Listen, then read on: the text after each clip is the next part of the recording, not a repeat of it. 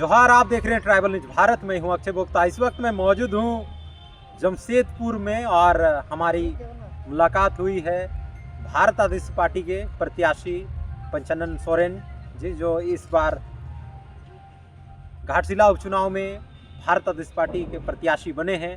पहले जुड़ने के लिए बहुत बहुत धन्यवाद। जोहार। जोहार ट्राइबल न्यूज़ भारत के दर्शकों को। तो हम लोग सबसे पहले जुड़ेंगे, पहले आपको इनके परिचय ही दे देते हैं, बाकी इनसे भी परिचय लेंगे। खासतौर पे पेशा कानून का जो ड्राफ्टिंग हुई थी, इन्होंने पूरा दिन रात एक करके कहीं ना कहीं पेशा कानून का ड्राफ्टिंग में अपना महत्वपूर्ण योगदान दिया था। बतौर ट्रेनिंग भी देने का काम किया था और कहीं ना कहीं कोई परिचय का मोहताज नहीं है। लगातार ज़मीन से जुड़े हुए एक्टिविस्ट के तौर पर जाने जाते हैं और लगातार सामाजिक कार्यों में जुड़े रहते हैं। तो सबसे पहले हम लोग जानेंगे कि आखिर आप एक सोशल एक्टिविस्ट थे, आप समाज के बीच जा कर के काम करते थे। पेशा कानून में भी आपका कहीं ना ड्राफ्टिंग में महत्वपूर्ण योगदान रहा, लेकिन क्या कारण रहा कि इस बार राजनीतिक पार्टी में चुनाव के तौर पर भारत आदिवासी पार्टी को आपने चुना और इस बार प्रत्याशी में नामांकन भी आपने कराया? बिल्कुल अल्टीमेट हमने देखा जी कि ये जितना भी अभी जो नियमावली इसको बनाया गया है, चाहे अधिनियम हो या नियमावली हो, चाहे CNT एक्ट हो या SPT एक्ट हो या विल्किंसन रूल हो, ये सारे के सारे अधिनियम और नियम बन के तैयार हैं, लेकिन धरातल पर इम्प्लीमेंट नहीं। ये धरातल पर इम्प्लीमेंट कहाँ से होती है? विधानसभा से। तो इसीलिए ही ये पेशा अधिनियम भी 1996 में बन के तैयार है जी। और उस अधिनियम के तहत ये कहा गया था कि इसका नियमावली बना के राज्यों में, अनुसूचित क्षेत्र के राज्यों में इसको लागू करना है। तो यहाँ 96 से 2024 तक नियमावली बनाने में इतना समय लगा। तो हमने इस नियमावली को बनाने में सहयोग किया विभाग को, और करके 2024 में सभी विभागों का एक अनुमोदन भी मिला और विधि विभाग से भी ये पारित हो गया। तो उसी समय ये पेशा नियमावली लागू हो जाना चाहिए, लेकिन कहीं ना कहीं इस पर अटकाया गया, चाहे वो सरकार के तरफ से हो या ऐसे भी सुनने में आया कि कोई बुद्धिजीवी लोग इस पर फिर से कानूनी कार्रवाई के लिए हाईकोर्ट चले गए। तो कहने का मतलब ये है कि जब पेशा नियमावली बन चुका है तो इसको झारखंड पे लागू कर देना चाहिए, क्योंकि हेमंत सरकार आबुआ सरकार कहते हैं। जी बिल्कुल। जब आप आबुआ सरकार कहते हैं तो पेशा नियमावली मतलब ग्राम सभा को सशक्तिकरण करने का है, यानी आदिवासी लोगों को सशक्तिकरण करने का है। अगर आप नहीं लागू कर रहे हैं तो इसका मतलब यही है कि आपका इच्छा नहीं है आदिवासियों को अधिकार मिले। ये तो मैं बहुत ही क्लियर हूँ कि 16,000 से भी ज़्यादा ग्राम सभा को इसमें ताकत मिली। 16,000 से ज़्यादा, क्योंकि इस पे 13 पूर्णतः जिला है जो अनुसूचित क्षेत्र में है और 3 आंशिक से क्षेत्र है। तो इस तरीके से अगर 16,000 से ज़्यादा ग्राम सभा को ये ताकत मिल जाती तो आर्थिक का भी उन लोगों को उन्नति हो जाती और न्याय प्रक्रिया में भी उन लोगों को सहूलियत होती, जो कि कोर्ट कचहरी जाने से जो खर्चाई होती है और समय बर्बाद होती है, उससे भी उन लोग बच जाते हैं। अभी जब ग्राम सभा की आपने जिक्र कर ही दिया है और कहीं ना कहीं सबकी नज़र अभी पेशा कानून पर टिकी हुई है, सरकार लागू नहीं करती, तो ग्राम सभा में अभी तो ग्राम सभा को इतनी कमज़ोर कर दिया गया है कि वहाँ से एक आवास भी अगर किसी वंचित को देने की जब घोषणा कर दी जाती है ग्राम सभा में, उसके बाद वहाँ ब्लॉक में चेंज हो जाता है। उसका बात को एक आवास तक का बात को सुनी नहीं जाती है कि किनको दिया जाना है, इसको लेकर। बिल्कुल, चूँकि आबुआ सरकार, ये जो इंडिया गठबंधन की सरकार है, उसमें मेन पार्ट जो है जी वो JMM है, झारखंड मुक्ति मोर्चा, और उनका मुखिया है हेमंत सोरेन। तो अभी क्या है कि वो ये देना नहीं चाहता है। क्यों देना नहीं चाहता है? कि मैया सम्मान योजना जो देना है उनको, वो इधर का माल उधर करके वो दे रहे हैं। अब इसके लिए देखिए, ये हाईकोर्ट भी ये एक आदेश जारी किया है कि पेशा कानून लागू नहीं होने तक आप बालू घाट का नीलामी नहीं कर सकते। लेकिन आप लोग देखिए अभी भी हो रही है, अभी भी बिल्कुल पेशा कानून लागू नहीं है, पेशा नियमावली लागू नहीं है, और फिर बालू घाट का टेंडर हो गया है। तो इससे क्या जाहिर होती है कि ये सरकार जो है आदिवासी विरोधी सरकार है। और लेकिन जी लेकिन लेकिन जी इस पे जो आदिवासी लोगों को दिग्भ्रमित करके पैसा से लोक लुभावन जिसे बोलते हैं उनको दे के बस वो थोड़ा बहुत पैसा चकना दारू करके लुभा के रखे हैं और बस उसी पे ही चल रहा है। ना स्थानीय नीति बन रहा है, ना नियोजन नीति बन रहा है। बेरोजगार दर दर भटक रहे हैं। आप भारत राष्ट्र पार्टी के प्रत्याशी बने हैं और लगातार कहीं ना कहीं भारत राष्ट्र पार्टी के समर्थक कार्यकर्ता लगातार आदिवासी विरोधी होने का बार बार हेमंत सोरेन सरकार पर आरोप लगा रहे हैं। तो किन किन नीति नहीं लागू हो पा रही है या फिर आदिवासियत की बात नहीं हो पा रही है, किन मुद्दों को लेकर आप लोग लगातार विरोधी बता रहे हैं? बिल्कुल बिल्कुल, भारत आदिवासी पार्टी इसको कहा जाए प्योरली आदिवासी पार्टी है और पारंपरिक जो व्यवस्थाएं हैं उसको संरक्षित करने के लिए भारत आदिवासी पार्टी के नियम नंबर 4 पर बड़ी स्पष्ट रूप से लिखा हुआ है कि प्राकृतिक संपदा, जी प्राकृतिक धरोहर, प्राकृतिक धर्म को संरक्षण करने के लिए हर संभव प्रयास करेगी भारत आदिवासी पार्टी। और जिस तरीके से और एक बार पूरा हम लोग जानेंगे।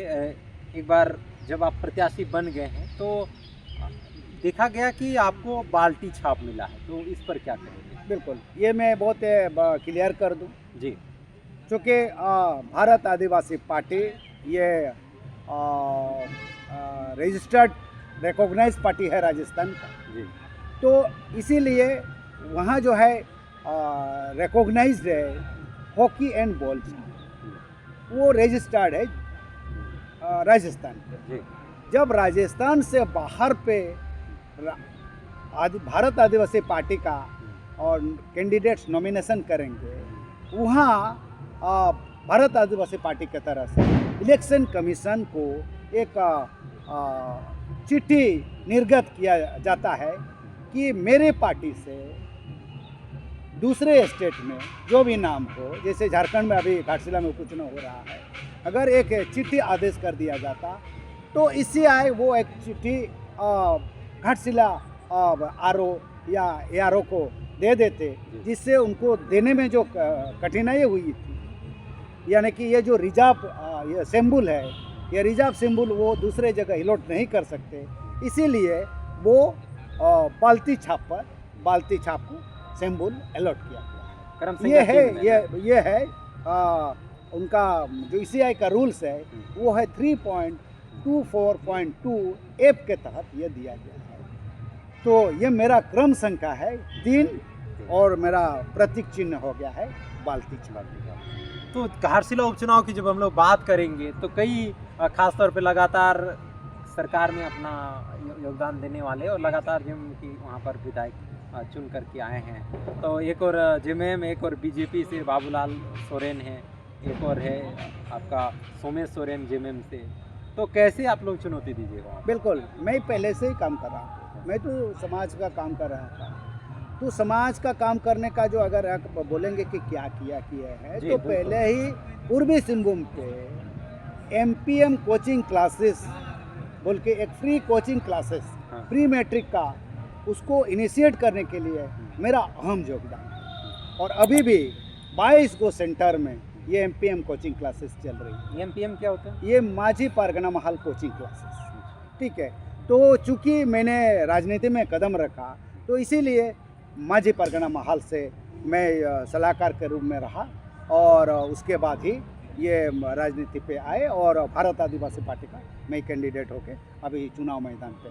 लेकिन माझी परगना तरफ से जब आप प्रत्याशी चुने गए भारत आदिवासी पार्टी के बतौर आपने नामांकन भी कराया, उसके बाद एक नोटिस मिलता है माझी परगना तरफ से, क्या कुछ वो नोटिस था? क्या आपके खिलाफ कोई? बिल्कुल एक नोटिस दिया हुआ था। नोटिस तो ऐसा है कि वो एक इंफॉर्मेशन था, ये लेटर था, उन लोग का जो वक्तव्य था कि ये इस तरह का कोई आपको नोटिस नहीं है कि इसको जवाब देना है।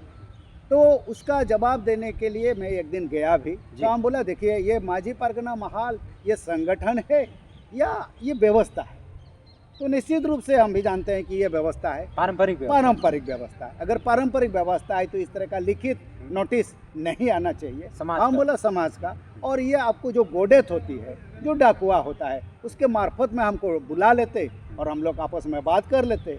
और जहाँ तक सवाल है कि आप लोग बोल रहे हैं कि जब आप दूसरा प्लेटफॉर्म पे आ ही गए हैं तो इसका तो थोड़ा सा आप कह ही देते कि हम भारत आदिवासी पार्टी के तहत चुनाव लड़ रहे हैं, हम आपको आशीर्वाद देंगे।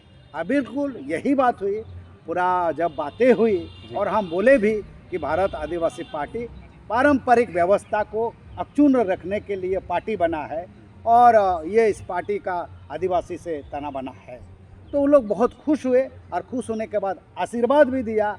और आप बोला कि बिल्कुल सही है, आप निश्चित रूप से घाटशिला विधानसभा उपचुनाव में लड़िए, हम सारों का आशीर्वाद रहे। तो जब आपका नॉमिनेशन भी हो गया है, बतौर आपका चुनाव चिन्ह बाल्टी चिन्ह भी मिल गया है, तो आप लोगों के पास क्या क्या मुद्दे हैं जो कहीं ना कहीं आप गांव में जाइएगा तो क्या कुछ बताइएगा, क्या कुछ बोलिएगा? बिल्कुल, बहुत स्पष्ट बातें हैं जी। मैं 5 मुद्दों पर फोकस किया हुआ हूँ। जी। ये भाषा, पेशा, शिक्षा और नियोजन। इसका अगर मैं इलाबोरेट कर दूँ जी।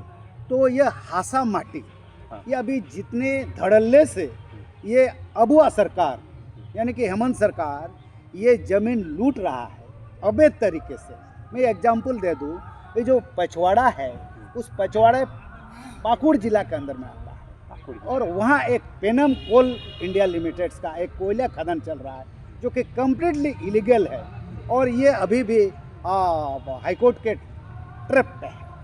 तो उसका जवाब अभी सरकार को देना है, क्योंकि वहाँ के 6 गो जो आदिवासी गांव है, जो खतियानी गांव है, जो खतियानी ज़मीन है, वो ज़मीन को अवैध तरीके से अधिग्रहित किया है और उनको कोई मुआवजा नहीं मिला। यानी सुनिश्चित तरीके से वहाँ खनन नहीं हो रही है। बिल्कुल बिल्कुल बिल्कुल बिल्कुल बिल्कुल। और आरटीआई के तहत जब मांगा गया तो उसमें ये सरकार ने दिया कि 104 एकड़ जो ज़मीन ये पेनेम कोल इंडिया को दिया गया है, वो कहीं वो जंगल है तो कहीं झड़ी है, लेकिन बाकी 6 गांव जो खतियानी ज़मीन वो ख़त्म हो गया, वो किस आधार पर हुआ है अभी भी उसका जवाब वो नहीं दे पा रहा है सरकार। और तो इसीलिए ही ये ये जो मुद्दा है, हासा को बचाना है, यानी कि झारखंड के मिट्टी को बचाना है, ज़मीन को बचाना है। एक और तो नगड़ी तरफ जमीन, जैसे नगड़ी का, जैसे पारसनाथ पहाड़ जो मरंगबुरु है, वो 5/1/2023 को एक चिट्ठी इशू करता है अभी का ये मुख्यमंत्री हेमंत सोरेन कि ये जो है वो जैनियों का पौराणिक काल से, वैरेज संताल आदिवासियों का ये कोट जो है सबसे पुराना, जो अंग्रेजों के समय के थे, उस पे ये इंग्लैंड से ही ये पारित हुई है कि ये जो पारसनाथ पहाड़ है, पारसनाथ मतलब मरंगबुरु, मरंगबुरु मतलब पारसनाथ। तो इस तरीके से ये जजमेंट भी है, वो एक आदेश भी है।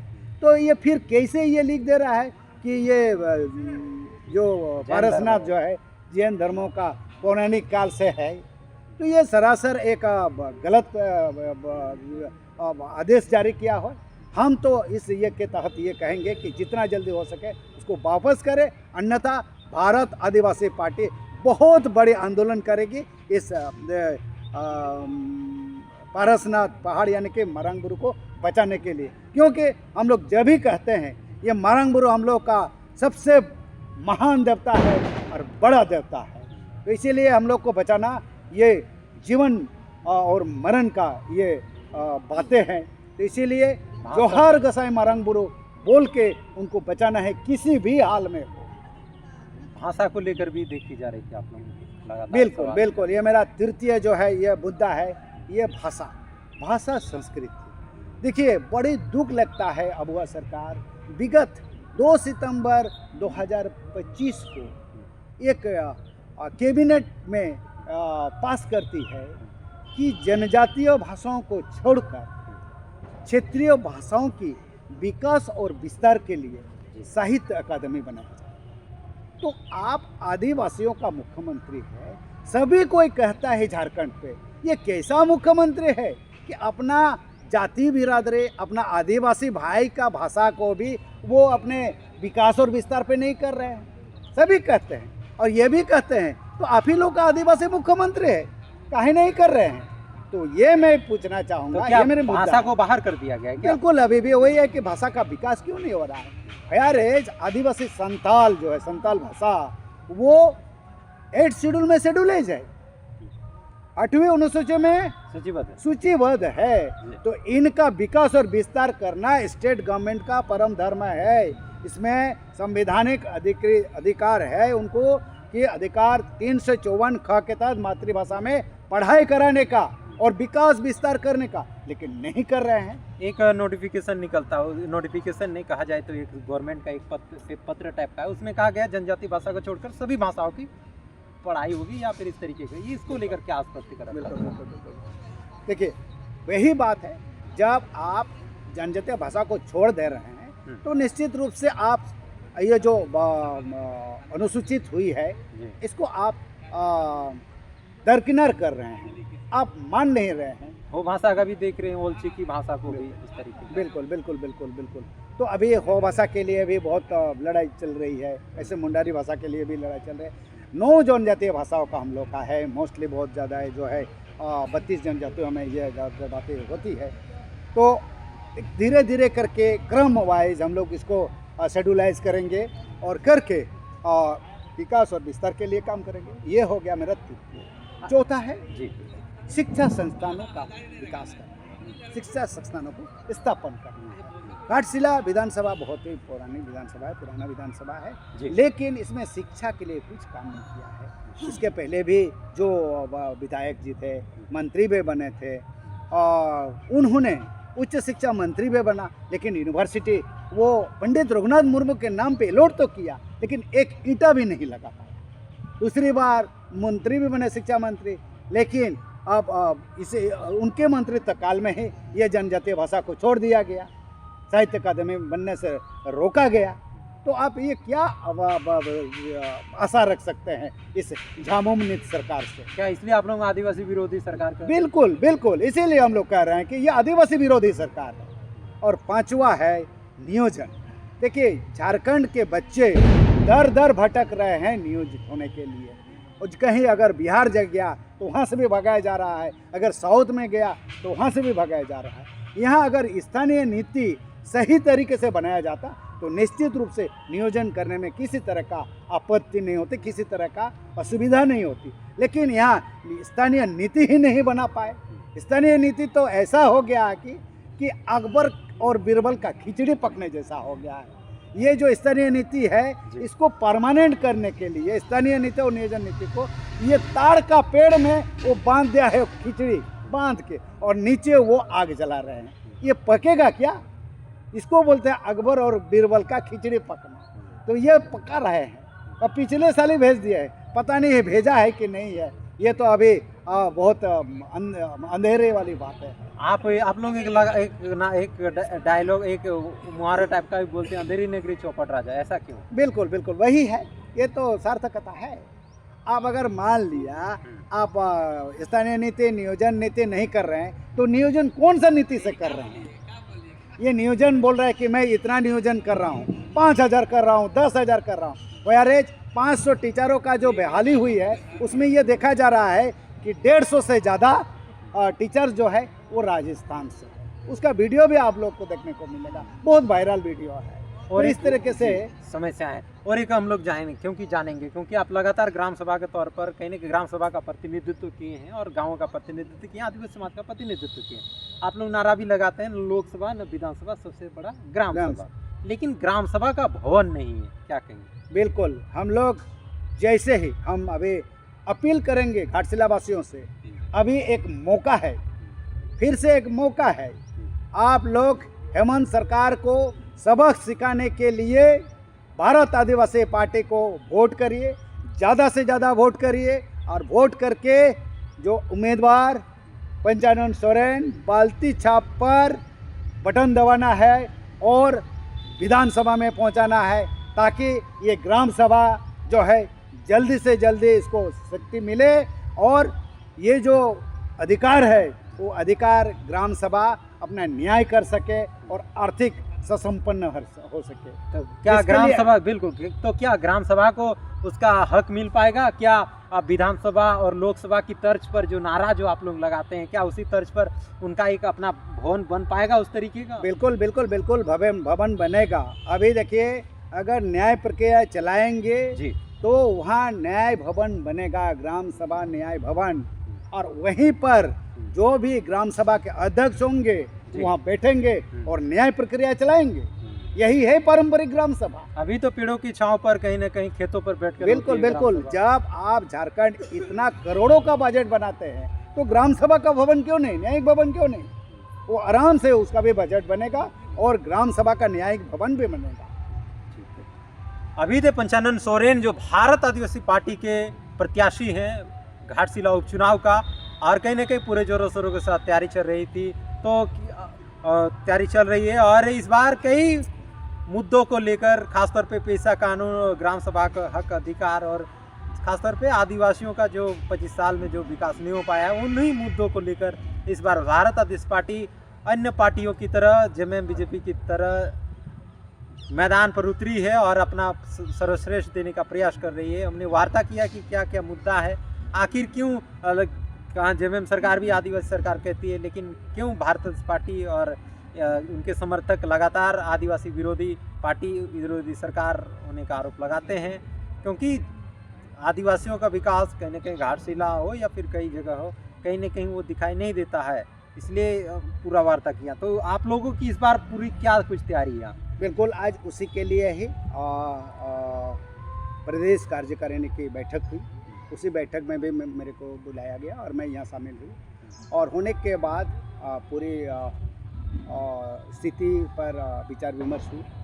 और अभी घाटशिला विधानसभा के चारों ब्लॉक से जी, दमखम के साथ, पूरा टीम के साथ, पूरा प्रभारी के साथ आप मैदान पर उतरेंगे, ये यहाँ चर्चा हुई। और घाटशिला विधानसभा को जीत में बदल कर रहेंगे भारत आदिवासी पार्टी। चलिए, जोहार आदिवासी। चलिए, शुभकामना रहेगा। अभी थे पंचानन सोरेन भारत आदिवासी पार्टी के प्रत्याशी हैं घाटशिला चुनाव के। फिलहाल हमने वार्ता किया कि क्या कुछ मुद्दा है भारत आदिवासी पार्टी का, आखिर क्यों, किन मुद्दे को लेकर भारत आदिवासी पार्टी गांव-गांव जाएगी। फिलहाल हमारे साथ जुड़े रहे। मैं हूं अक्षय गुप्ता। फिलहाल धन्यवाद।